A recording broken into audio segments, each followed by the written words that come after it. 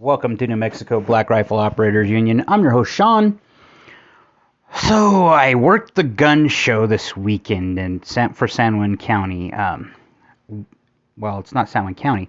This is a private individual that did that. I didn't know that at the time. But I represented Go Rogue. Now, Go Rogue is a projectile manufacturer who's local. He's also a really good friend of mine. I was there with him and his girlfriend. Who's also amazing. Lady can do just about anything. I'm very impressed with his taste in women. And when I say that, she's just an all-around stellar person. But I got to sit there, talk, and interact with the gun community. I got to see a lot of little kids and answer questions because I got a lot of interesting questions from little guys. But that's my job, day to day. It reinvigorates my mission at work, my normal job. So I got to talk to a lot of guys. And one thing that was kind of apparent is that weapons are part of my religion. Okay? Most of my friends and family will tell you outright that's the truth. But it was even more so today, and it was needed today. Because I had a moment where I was talking to a gentleman about 357s, and I know that would be a weird thing to be talking about. And people are like, well, why would you talk about 357s in today's day and age? Well, I have a lot of love for the caliber. I don't own one right now, but my mother used to carry a 357. My dad left her a 357 at home when we would hunt. My brother Rick hunts deer with a 357 and has had a 357 the entire time I remember my brother.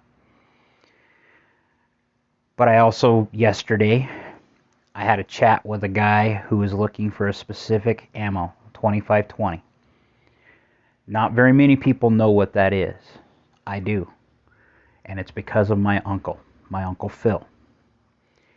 My Uncle Phil and my dad were the biggest influences, I could honestly say, in the gun community, or for me, in the gun community. My Uncle Phil was a hand loader, and he had hand loading equipment when we didn't, so we could use that equipment to manufacture ammunition for my use, or my dad's use, or anyone else on our side of the family. So, I had that chat. And then I had a chat about 45 Long Colt a couple different times. The reason why this stirs up memories is, again, my Uncle Phil. My Uncle Phil was a big, avid fan of the 45 Long Colt. And for those of you that don't know what the 45 Long Colt is, it is the original 45 caliber pistol cartridge. It is the one that was in the Colt Single Action Army. It is America's caliber back in the gap, and it fell out of favor because we went automatic, and it's a rimmed cartridge. I also talked about to the cowboy action shooters who were talking about 4440. My dad used to like the 44 caliber, but I learned about the 4440 from my dad and my Uncle Phil. I had another gentleman come by yesterday who was an avid fan of the 4570 and the 45. I learned yesterday about the 4560. I didn't know that was a thing. The other thing I learned was that from this same gentleman who was a fan of the Shiloh Sharps, which my Uncle Phil was, and he bought one. That was his dream gun. My Uncle Phil had a collection that's probably twice the size of mine. But very cool. But it reminded me, because I even talked about my brother Rick, again, about a 22 mag. We talked about the 270 and my brother's love of the 270 and my brother's love of the 5.56. This is my other brother. And I talked about my sister shooting. And all of this was organic, not planned. But what was cool about it was remembering how ingrained the 2A is into my family.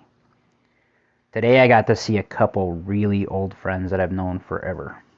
Okay. I haven't seen her since I had my Oktoberfests probably about 7-8 years ago. If not that one, it was the one 10 years ago. And so she's since, I think, divorced the guy I knew she was married to at the time, and she's done her own thing. She's pretty funny. But she's like, I should have known. You're the whitest brown guy I know. And she's Hispanic, so this is really funny. But she came here with a gentleman, and they were talking about wanting to find her a gun for herself, you know. And we had a little chat, and I talked her through some things. Then they walked around the gun show. And another guy, buddy, who's got a lot of cool stuff, but he likes big calibers. He came in and he listens to me. He knows I'm a pretty good authority. So he took one and he bought some ammunition for 10 millimeter and I think some other stuff for magnums or something. Anyway, he likes big calibers, but he also likes normal calibers too. But I've known him a long time. We graduated together back in the Gap, and he's starting his own big business, so it's nice catching up with some of my friends. I saw a guy I hadn't seen for about, easily 16 years, 17 years. Hadn't changed much, other than he's still same dude. I got to see people from work.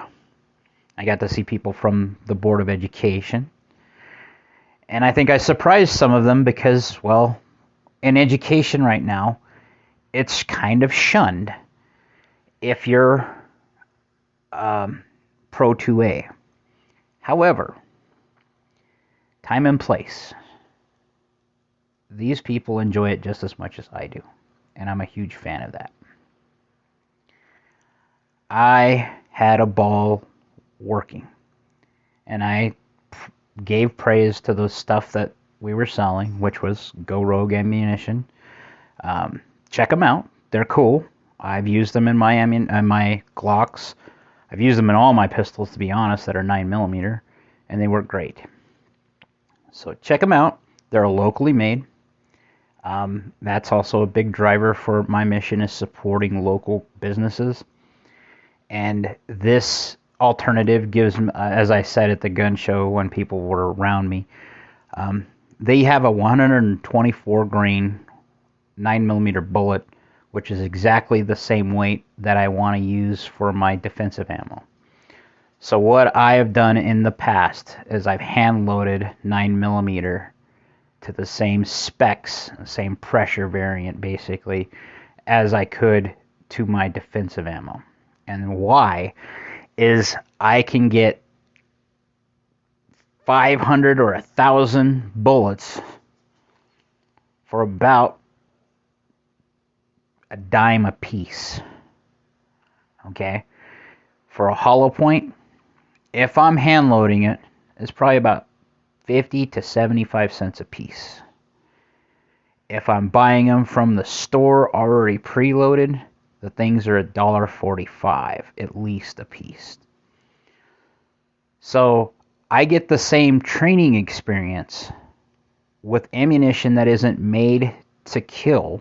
Well, it can, because it's a gun, but it isn't made specifically for defense. It's made for either plinking, shooting recreational sport, or being able to be fired out of a modern pistol.